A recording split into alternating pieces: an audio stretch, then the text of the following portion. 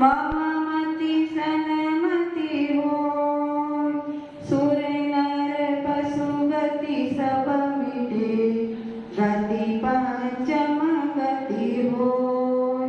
कुमुदे कुमुदे कोलित नमो, हृदय कुमुद हिल जाय, परम सुगंधित महक में जीवन मम घुल जाय।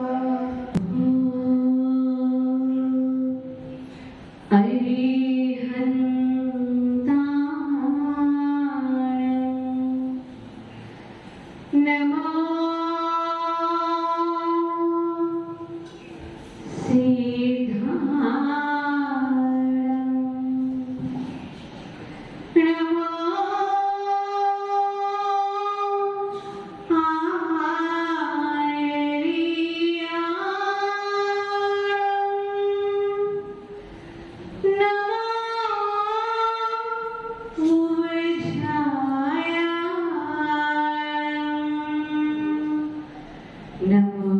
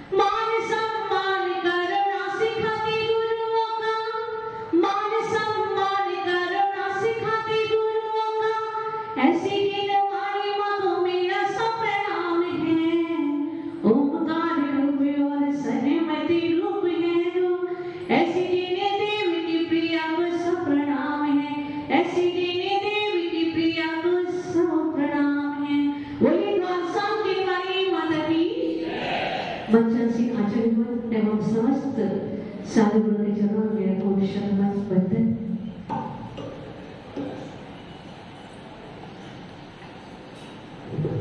हम सभी हर दिन हर रोज अनेकों कार्य करते हैं। हमारे पास सब कुछ है, पर क्या नहीं है? सब।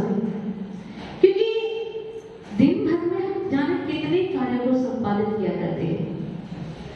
उनमें से कुछ कार्य ऐसे होते हैं जो पूर्ण हो जाया करते हैं, कुछ ऐसे होते हैं जो बीच में छूट जाते हैं, और कुछ ऐसे हुआ करते हैं जिनकी हम रूपरेखा बना लिया करते हैं, विचार बना लिया करते हैं, लेकिन वो पूरे नहीं हो पाते। ऐसा क्यों होता है?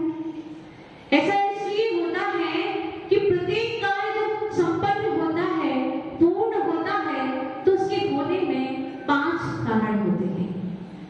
ये 5 समवाय कहलाते हैं। इनमें पहला है भाग्य। भाग्य क्या है? जो हमने पूर्व में पुरुषार्थ किया था, वही हमारा भाग्य है। जैसा जैसा कर्म हमने किया, वैसा ही फल हमको भोगना पड़ता है। चाहे हमने अच्छे कर्म किए हो, चाहे बुरे किए हो, जैसा किया हो वैसा ही मिलता है। क्योंकि कर्म बहुत बड़ा न्यायाधीश है, वो कभी किसी के साथ पक्षपात नहीं करता। जैसा जैसा किया है, जितने जितने अंशों में किया है, वैसा ही वैसा आपको फल मिलता है। अब आप पढ़ते हैं ना, इस जन्म में ना सही पर भव में मिलता है, अपने अपने कर्मों का फल सबको मिलता है, अपने अपने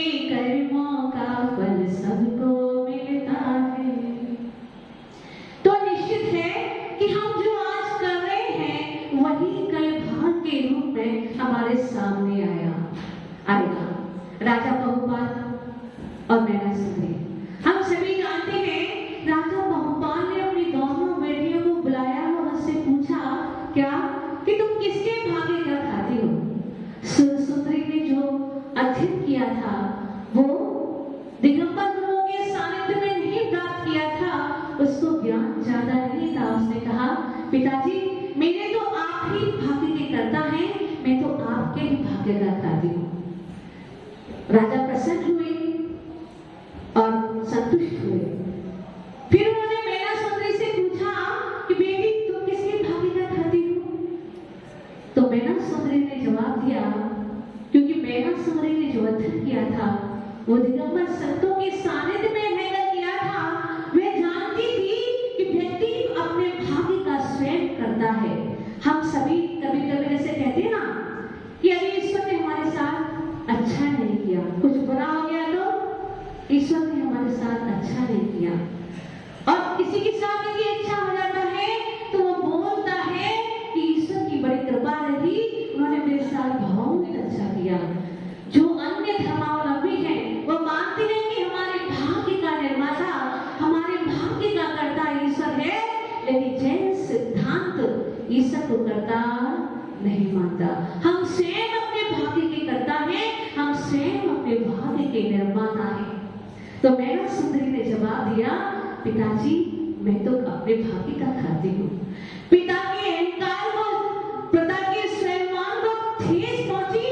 उसने कहा अरे मेरी बेटी होकर मुझसे कहती है कि मैं अपने भाग्य का खाती हूँ, देखता हूँ ये कैसे अपने भाग्य को संतोष करती है। तुरंत आज्ञा दे दी, जाओ और राज्य में ऐसे व्यक्ति को ढूंढो जो सबसे ज्यादा दीनहीन हो। और क्या हुआ परिणाम? राजा बहुपाल ने अहंकार में आकर अपनी सुकोमल कन्या का, अपनी रूपवान सौंदर्यशाली योजना का, अपनी कोमल सी प्यारी बेटी का विवाह एक घोड़े के साथ कर दिया। पर उसका भाग्य तो बहुत प्रबल था। वो जो भाग्य में तो कामने लिखा था, जब उसने उसकी सहायता की, उसकी सेवा की, तो निश्चित रूप से वह कामदेव के रूप में परिवर्तित हो गया। हम सभी जानते हैं। तो क्या अभिप्राय हुआ कि चाहे आप कुछ भी कर लें, जिस व्यक्ति के भाग्य में जो लेता है वही होना है। वह स्वयं तो चाहे अपने भाग्य को बदल सकता है, लेकिन दूसरा कोई उसके भाग्य को परिवर्तित नहीं कर सकता। तो पहला सवाल है भाग्य, दूसरा पुरुषार्थ। ये बहुत महत्वपूर्ण है। पुरुषार्थ क्या है? वर्तमान में जो हम काम कर रहे हैं, वर्तमान में जो हम उपक्रम कर रहे हैं, जो पुरुषार्थ कर रहे हैं, जो कार्य कर रहे हैं, वही पुरुषार्थ है हमारा। वर्तमान में किया जाने वाला कार्य हमारा पुरुषार्थ है। हम जो भी कार्य कर रहे हैं, जो भी अपना समय लगा रहे हैं, जो भी अपनी शक्ति लगा रहे हैं, जो भी अपना उपयोग लगा रहे हैं, वह क्या है? हमारा पुरुषार्थ। पुरुषार्थ में इतनी शक्ति हुआ करती है कि वो हमारे हाथ की लकीरों को भी मिटा दिया करती है। हम चाहें तो अपने भाग्य को परिवर्तित कर सकते हैं। हम सभी जानते हैं राजा श्रेणिक ने 7वें नरक की आयु का बंध किया था, और आयु बंध एक बार होने के बाद छूटता नहीं है। गति बंध तो वक्त होने के बाद छूट जाया करता है, लेकिन आयु बंध कभी छूटता नहीं है। उस राजा श्रेणिक ने भगवान महावीर के समोसन में जाकर अपनी श्रद्धा, भक्ति, प्रार्थना निवेदित की, लेकिन फिर भी उसके आयु का बंध रुका नहीं। वह कब रुका? जब उसने अपने परिणामों में विशुद्धि बनाई, अपने परिणामों की विशुद्धि बढ़ाई, तो 7वीं नरक की आयु कौन सी हो गई?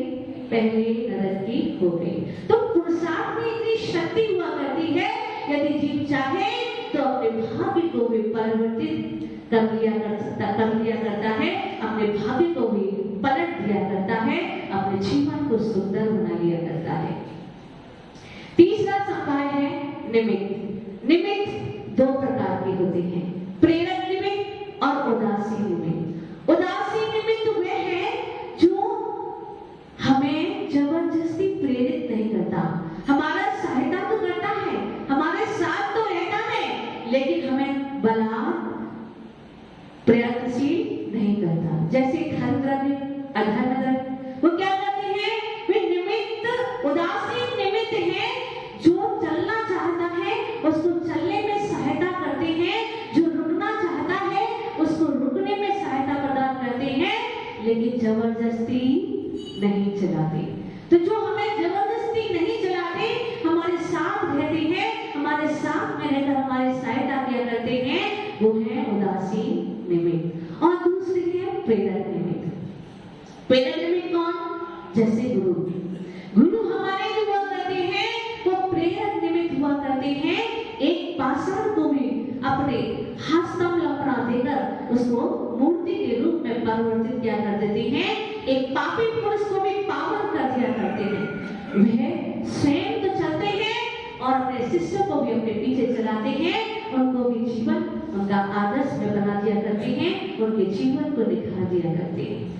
वह हम नहीं चाहे तो भी हमसे व्यवहार कर लेते हैं जो हम नहीं करना चाहते, क्योंकि जौहरी की हीरे की पहचान किसको होती है, जौहरी को।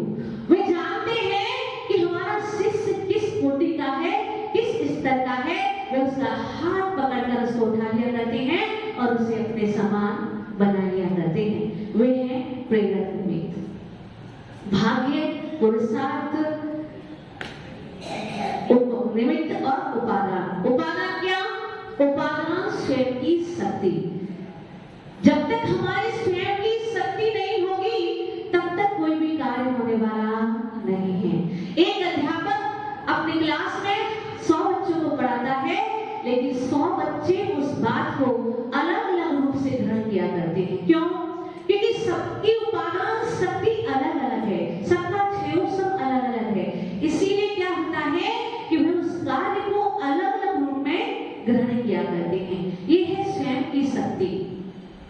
जब तक स्वयं की शक्ति नहीं होगी तब तक सामने वाला हमारा कुछ भी मदद, हमारी कुछ भी सहायता नहीं कर सकता है। उपादान और पुरुषार्थ ये दोनों महत्वपूर्ण हुआ करते हैं। और पांचवा सपाय है काल लब्धि। काल लब्धि यानी क्या? काल माने समय और लब्धि माने प्राप्ति। जिस समय कार्य पूरा हो जाए वही काल लब्धि हुआ करती है। तो ये 5 सपाय हैं। जब ये 5 सपाय एक रूप से मिल जाते हैं, समग्र रूप से एकत्रित हो जाया करते हैं, तो हमारा कार्य संपादित हो जाया करता है, हमारा कार्य पूर्ण हो जाया करता है। हमें भी हमारा भाग्य है कि हम अनंतानंद पर्यायों को छोड़कर हमने मनुष्य भव को पाया है, जैन कुल को पाया है। हमें दिन रात गुरुओं का सानिध्य मिल रहा है, उनकी वाणी, उनकी देशना सुनने को मिल रही है। ऐसे प्रबल निमित्त को पाकर हम अपने उपादान को, हम अपनी स्वयं की शक्ति को पहचाने, अपने आत्मा को जागृत करें, अपने उपादान को जागृत